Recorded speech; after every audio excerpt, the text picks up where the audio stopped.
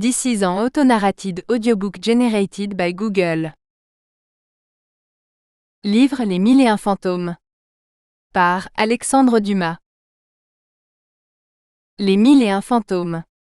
Mon cher ami, vous m'avez dit souvent au milieu de ces soirées devenues trop rares, où chacun bavarde à loisir, ou disant le rêve de son cœur, ou suivant le caprice de son esprit, ou gaspillant le trésor de ses souvenirs, vous m'avez dit souvent que depuis Scheherazade et après Nodier, j'étais un des plus amusants conteurs que vous eussiez entendus.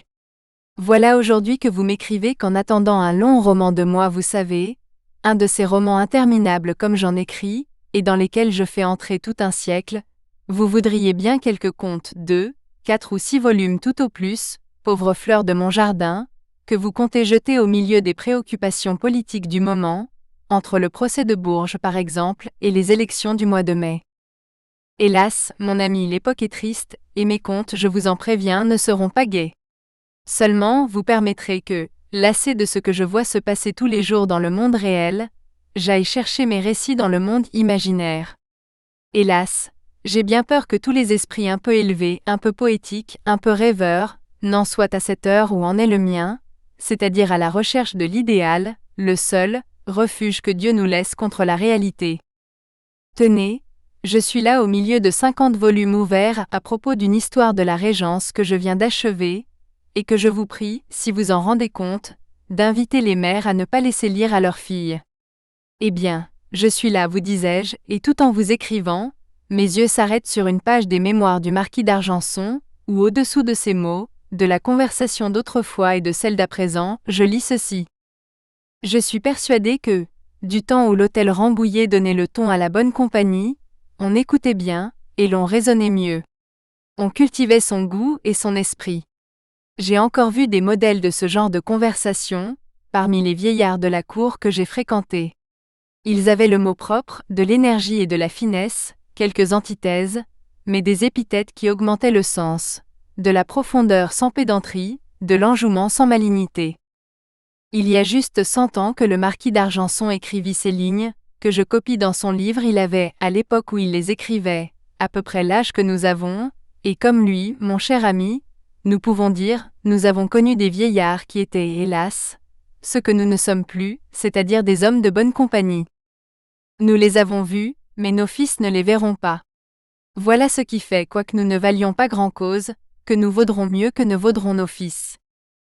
Il est vrai que tous les jours nous faisons un pas vers la liberté, l'égalité, la fraternité, 3 grands mots que la Révolution de 93, vous savez, l'autre, la douairière, a lancés au milieu de la société moderne, comme elle eût fait d'un tigre, d'un lion et d'un ours habillés avec des toisons d'agneau, mots vides malheureusement, et qu'on lisait à travers la fumée de juin sur nos monuments publics criblés de balles. Moi je vais comme les autres, moi, je suis le mouvement. Dieu me garde de prêcher l'immobilité. L'immobilité, c'est la mort, mais je vais comme un de ces hommes dont parle Dante, dont les pieds marchent en avant, c'est vrai, mais dont la tête est tournée du côté de ses talons. Et ce que je cherche surtout, ce que je regrette avant tout, ce que mon regard rétrospectif cherche dans le passé, c'est la société qui s'en va, qui s'évapore, qui disparaît comme un de ces fantômes dont je vais vous raconter l'histoire. Cette société qui faisait la vie élégante, la vie courtoise, cette vie qui valait la peine d'être vécue, enfin. Pardonnez-moi le barbarisme, n'étant point de l'académie, je puis le risquer. Cette société est-elle morte ou l'avons-nous tuée? Tenez, je me rappelle que tout enfant, j'ai été conduit par mon père chez Madame de Montesson. C'était une grande dame, une femme de l'autre siècle tout à fait. Elle avait épousé il y avait près de 60 ans, le duc d'Orléans, aïeul du roi Louis-Philippe. Elle en avait 90.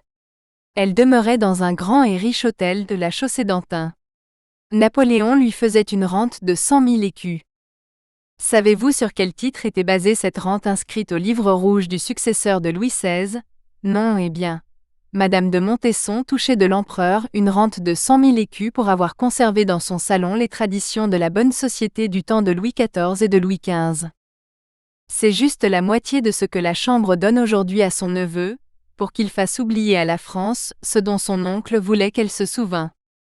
Vous ne croiriez pas une chose, mon cher ami, c'est que ces 2 mots que je viens d'avoir l'imprudence de prononcer, la Chambre, me ramène tout droit aux mémoires du marquis d'Argenson. Comment cela? Vous allez voir. On se plaint, dit-il, qu'il n'y a plus de conversation de nos jours en France. J'en sais bien la raison. C'est que la patience d'écouter diminue chaque jour, chez nos contemporains.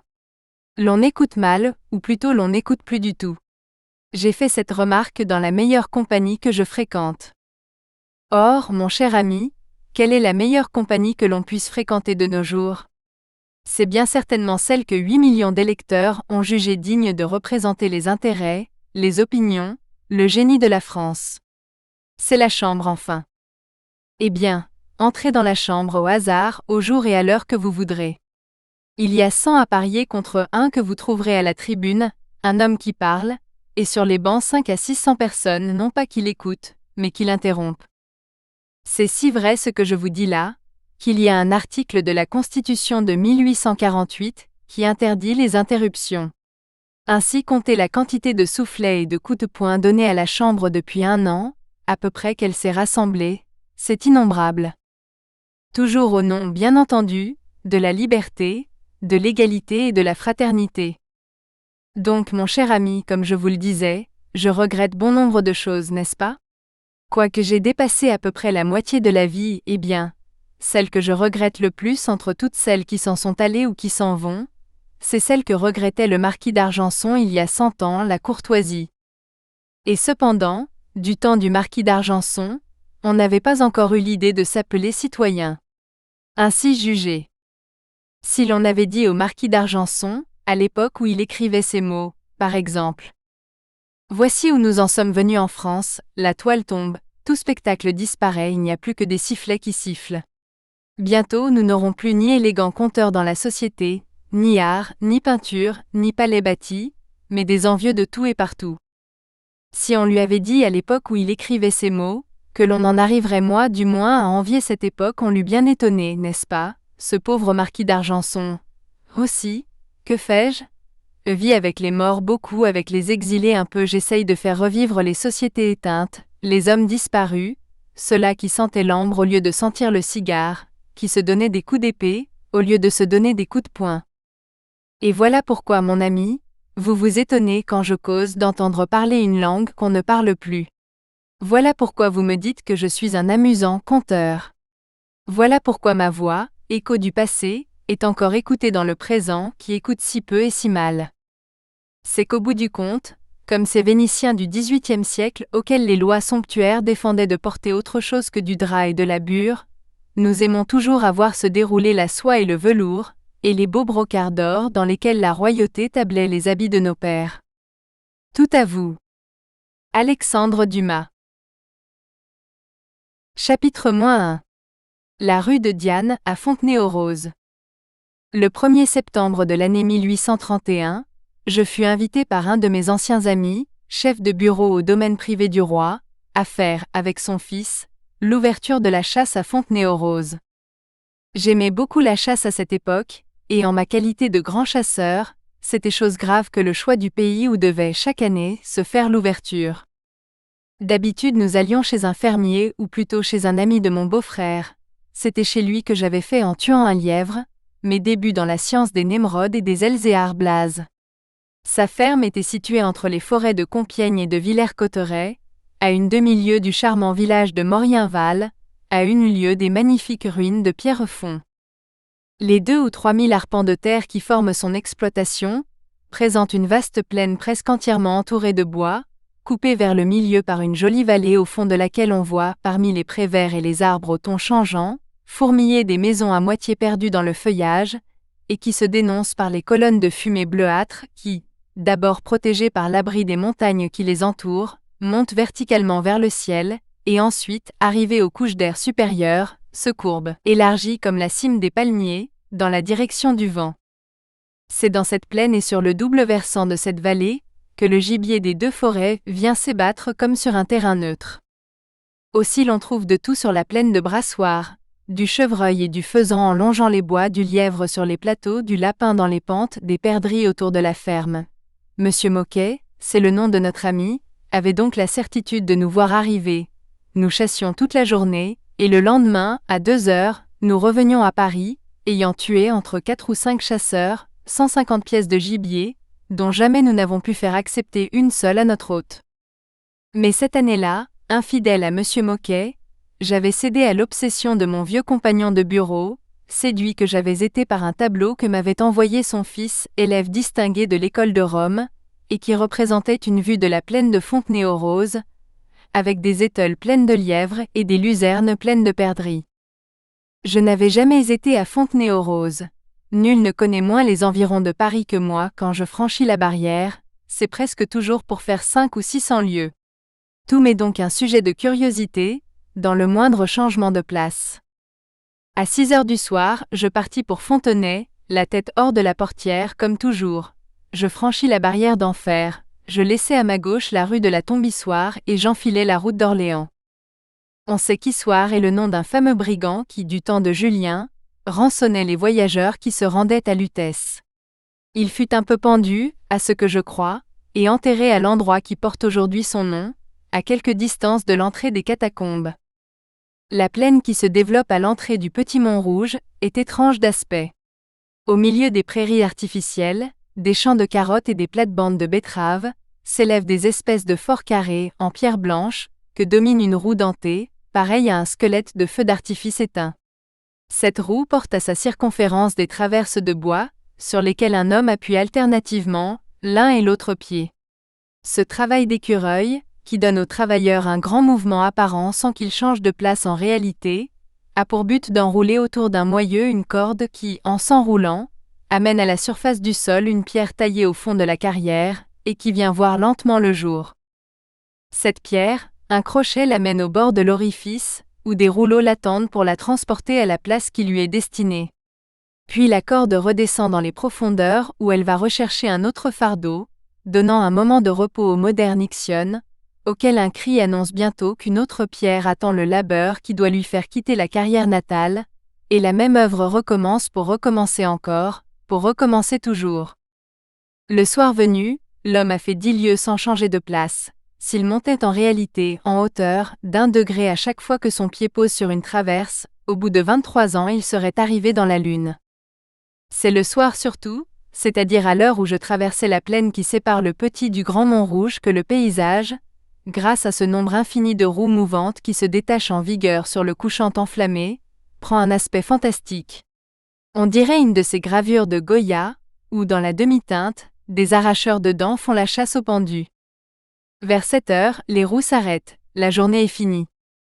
Ces moellons, qui font de grands carrés longs de 50 à 60 pieds, hauts de 6 ou 8, c'est le futur Paris qu'on arrache de terre. Les carrières d'où sort cette pierre grandissent tous les jours. C'est la suite des catacombes, d'où est sorti le vieux Paris. Ce sont les faubourgs de la ville souterraine, qui vont gagnant incessamment du pays, et s'étendant à la circonférence. Quand on marche dans cette prairie de Montrouge, on marche sur des abîmes. De temps en temps on trouve un enfoncement de terrain, une vallée en miniature, une ride du sol. C'est une carrière mal soutenue en dessous, dont le plafond de gypse a craqué. Il s'est établi une fissure par laquelle l'eau pénètre dans la caverne. L'eau a entraîné la terre. De là le mouvement du terrain, cela s'appelle un fondis. Si l'on ne sait point cela, si on ignore que cette belle couche de terre verte qui vous appelle ne repose sur rien, on peut, en posant le pied au-dessus d'une de ces gerçures, disparaître, comme on disparaît au Montanvert entre 2 murs de glace. La population qui habite ces galeries souterraines a comme son existence, son caractère et sa physionomie à part, vivant dans l'obscurité, elle a un peu les instincts des animaux de la nuit, c'est-à-dire qu'elle est silencieuse et féroce. Souvent on entend parler d'un accident, un étai a manqué, une corde s'est rompue, un homme a été écrasé. À la surface de la terre on croit que c'est un malheur, 30 pieds au-dessous on sait que c'est un crime. L'aspect des carriers est en général sinistre le jour, leur œil clignote à l'air, leur voix est sourde, ils portent des cheveux plats rabattus jusqu'aux sourcils, une barbe qui ne fait que tous les dimanches matins connaissance avec le rasoir, un gilet qui laisse voir des manches de grosses toiles grises, un tablier de cuir blanchi par le contact de la pierre, un pantalon de toile bleue sur une de leurs épaules est une veste pliée en deux, et sur cette veste pose le manche de la pioche ou de la besaiguë qui, 6 jours de la semaine, creuse la pierre. Quand il y a quelque émeute, il est rare que les hommes que nous venons d'essayer de peindre ne s'en mêlent pas. entendit à la barrière d'enfer, voilà les carriers de Montrouge qui descendent, les habitants des rues avoisinantes secouent la tête et ferment leurs portes.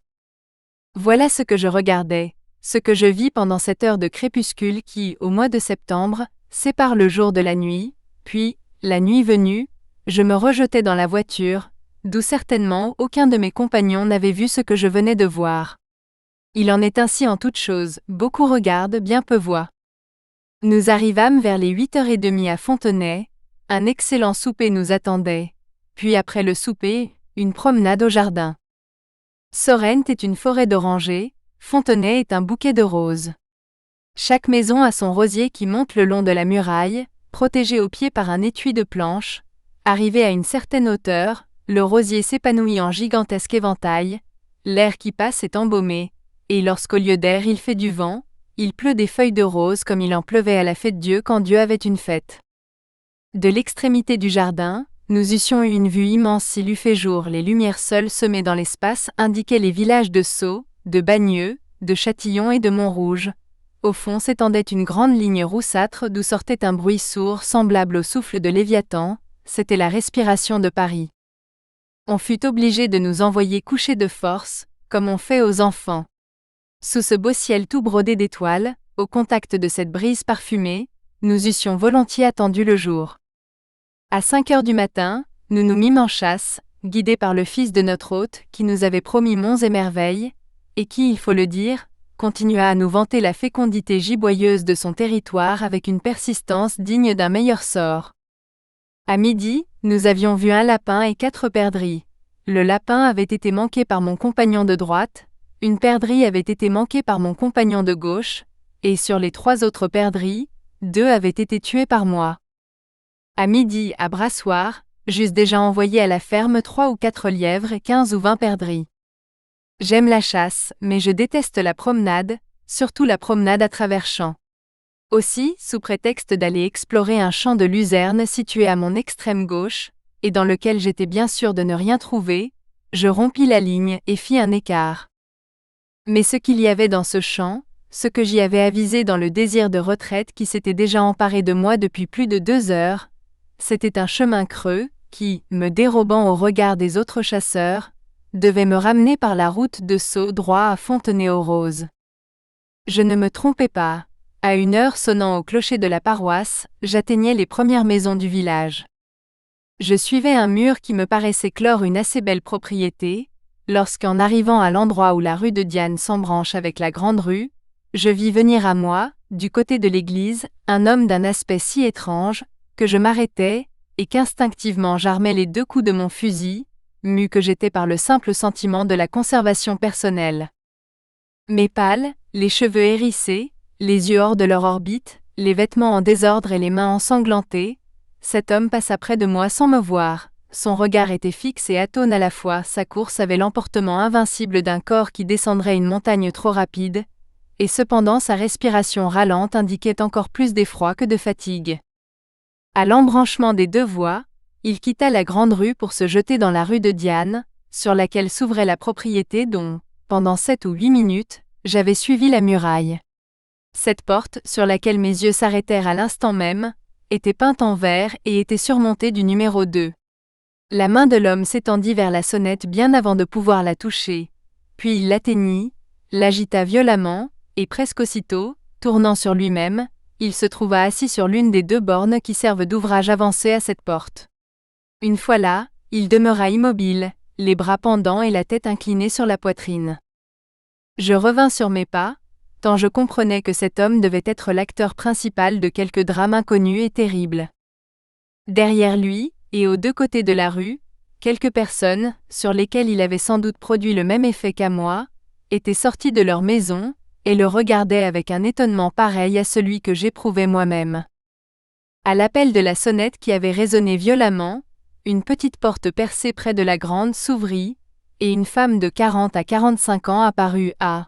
« C'est vous, Jacquemin, dit-elle, que faites-vous donc là? Monsieur le maire est-il chez lui? Demanda d'une voix sourde l'homme, auquel elle adressait la parole. Oui. Eh bien, mère Antoine, allez lui dire que j'ai tué ma femme, et que je viens me constituer prisonnier. La mère Antoine poussa un cri auquel répondirent 2 ou 3 exclamations arrachées par la terreur, à des personnes qui se trouvaient assez près, pour entendre ce terrible aveu. Je fis moi-même un pas en arrière, et rencontrai le tronc d'un tilleul, auquel je m'appuyais. Au reste, tous ceux qui se trouvaient à la portée de la voix étaient restés immobiles. Quant au meurtrier, il avait glissé de la borne à terre, comme si, après avoir prononcé les fatales paroles, la force l'eût abandonné. Cependant la mère Antoine avait disparu, laissant la petite porte ouverte. Il était évident qu'elle était allée accomplir près de son maître la commission dont Jacquemin l'avait chargée. Au bout de 5 minutes, celui qu'on était allé chercher parut sur le seuil de la porte. 2 autres hommes le suivaient. Je vois encore l'aspect de la rue. Jacquemin avait glissé à terre, comme je l'ai dit le maire de Fontenay-aux-Roses. Que venait d'aller chercher la mère Antoine, se trouvait debout près de lui, le dominant de toute la hauteur de sa taille, qui était grande. Dans l'ouverture de la porte se pressaient les 2 autres personnes, dont nous parlerons plus longuement tout à l'heure. J'étais appuyé contre le tronc d'un tilleul planté dans la grande rue, mais d'où mon regard plongeait dans la rue de Diane. À ma gauche était un groupe composé d'un homme, d'une femme et d'un enfant, l'enfant pleurant pour que sa mère le prît dans ses bras. Derrière ce groupe, un boulanger passait sa tête par une fenêtre du premier, causant avec son garçon qui était en bas, et lui demandant si ce n'était pas Jacquemin, le carrier, qui venait de passer en courant. Puis enfin apparaissait sur le seuil de sa porte un maréchal Ferrand, noir par devant, mais le dos éclairé par la lumière de sa forge dont un apprenti continuait de tirer le soufflet. Voilà pour la grande rue. Quant à la rue de Diane, à part le groupe principal que nous avons décrit, elle était déserte. Seulement à son extrémité l'on voyait poindre 2 gendarmes qui venaient de faire leur tournée dans la plaine, pour demander les ports d'armes, et qui, sans se douter de la besogne qui les attendait, se rapprochaient de nous en marchant tranquillement au pas. 1h15 sonnait. Fin du chapitre. Chapitre -2. L'impasse des sergents. À la dernière vibration du timbre se mêla le bruit de la première parole du maire. « Jacquemin, dit-il, j'espère que la mère Antoine est folle. Elle vient de ta part me dire que ta femme est morte et que c'est toi qui l'as tuée. » « C'est la vérité pure, monsieur le maire, » répondit Jacquemin. « Il faudrait me faire conduire en prison, et juger bien vite. » Et en disant ces mots, il essaya de se relever, s'accrochant au haut de la borne avec son coude. Mais après un effort, il retomba, comme si les os de ses jambes eussent été brisés. « Allons donc, tu es fou, dit le maire. »« Regardez mes mains, répondit-il. Et il leva 2 mains sanglantes, auxquelles leurs doigts crispés donnaient la forme de 2 cerfs. En effet, la gauche était rouge jusqu'au-dessus du poignet, la droite jusqu'au coude. En outre, à la main droite, un filet de sang frais coulait tout le long du pouce, provenant d'une morsure que la victime en se débattant avait, selon toute probabilité, faite à son assassin. Pendant ce temps, les 2 gendarmes s'étaient rapprochés, avaient fait halte à 10 pas du principal acteur de cette scène, et regardaient du haut de leurs chevaux. Le maire leur fit un signe, ils descendirent, jetant la bride de leur monture à un gamin coiffé d'un bonnet de police et qui paraissait être un enfant de troupe. Après quoi ils s'approchèrent de Jacquemin, et le soulevèrent par-dessous les bras. Il se laissa faire sans résistance aucune, et avec l'atonie d'un homme dont l'esprit est absorbé par une unique pensée. Au même instant, le commissaire de police et le médecin arrivèrent. Ils venaient d'être prévenus de ce qui se passait. « Ah, venez, monsieur Robert, ah, venez, monsieur Cousin, dit le maire. » Monsieur Robert était le médecin, monsieur Cousin était le commissaire de police. « Venez, j'allais vous envoyer chercher. »« Eh bien, voyons, qu'y a-t-il » demanda le médecin de l'air le plus jovial du monde. « Un petit assassinat, à ce qu'on dit. » Jacquemin ne répondit rien. « Dites donc, père Jacquemin, » continua le docteur, « est-ce que c'est vrai que c'est vous qui avez tué votre femme » Jacquemin ne souffla pas le mot. « Il vient au moins de s'en accuser lui-même, » dit le maire. « Cependant, j'espère encore que c'est un moment d'hallucination, et non pas un crime réel qui le fait parler. » Jacquemin, dit le commissaire de police, répondez. « Est-il vrai que vous ayez tué votre femme » Même silence. « En tout cas, nous allons bien voir, dit le docteur Robert. Ne demeure-t-il pas impasse des sergents » Oui, répondirent les deux gendarmes. Eh bien, monsieur Ledru, dit le docteur en s'adressant au maire, allons impasse des sergents. Je n'y vais pas, s'écria Jacquemin en s'arrachant des mains des gendarmes avec un mouvement si violent, que s'il eût voulu fuir, il eût été, certes, à 100 pas avant que personne songeât à le poursuivre. Mais pourquoi n'y veux-tu pas venir? Demanda le maire. Qu'ai-je besoin d'y aller puisque j'avoue tout, puisque je vous dis que je l'ai tué avec cette grande épée à 2 mains, que j'ai prise au musée d'artillerie l'année dernière? Conduisez-moi en prison, je n'ai rien à faire là-bas, conduisez-moi en prison. Le docteur et monsieur Ledru se regardèrent. Mon ami, dit le commissaire de police, qui, comme monsieur Ledru, espérait encore que Jacquemin était sous le poids de quelque dérangement d'esprit momentané. Mon ami, la confrontation est d'urgence. D'ailleurs, il faut que vous soyez là pour guider la justice. En quoi la justice a-t-elle besoin d'être guidée? Dit Jacquemin, vous trouverez le corps dans la cave et près du corps dans un sac de plâtre, la tête. Quant à moi, conduisez-moi en prison. Il faut que vous veniez, dit le commissaire de police. Oh! Mon Dieu, s'écria Jacquemin en proie à la plus effroyable terreur. Oh mon Dieu, si j'avais su. Eh bien, qu'aurais-tu fait? Demanda le commissaire de police. Eh bien, je me serais tué. Monsieur Ledru secoua la tête, et s'adressant du regard au commissaire de police, il sembla lui dire « Il y a quelque chose là-dessous, mon ami », reprit-il en s'adressant au meurtrier. « Voyons, explique-moi cela à moi. » « Oui, avoue tout ce que vous voudrez, monsieur Ledru, demandez, interrogez. Comment se fait-il, puisque tu as eu le courage de commettre le meurtre, que tu n'aies pas celui de te retrouver en face de ta victime? Il s'est donc passé quelque chose que tu ne nous dis pas? Oh! Oui, quelque chose de terrible. Eh bien, voyons, raconte. Oh!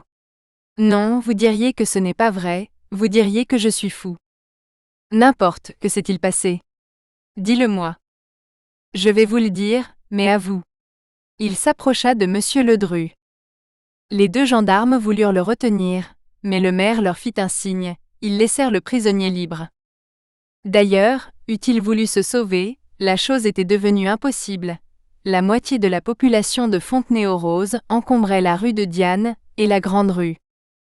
Jacquemin, comme je l'ai dit, s'approcha de l'oreille de monsieur Ledru. « Croyez-vous, monsieur Ledru » demanda Jacquemin à demi-voix. « Croyez-vous qu'une tête puisse parler une fois séparée du corps » Monsieur Ledru poussa une exclamation qui ressemblait à un cri, et pâlit visiblement. « Le croyez-vous » Dites, répéta Jacquemin.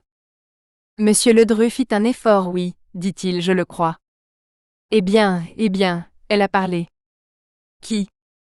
La tête de Jeanne. Tu dis? Je dis qu'elle avait les yeux ouverts, je dis qu'elle a remué les lèvres.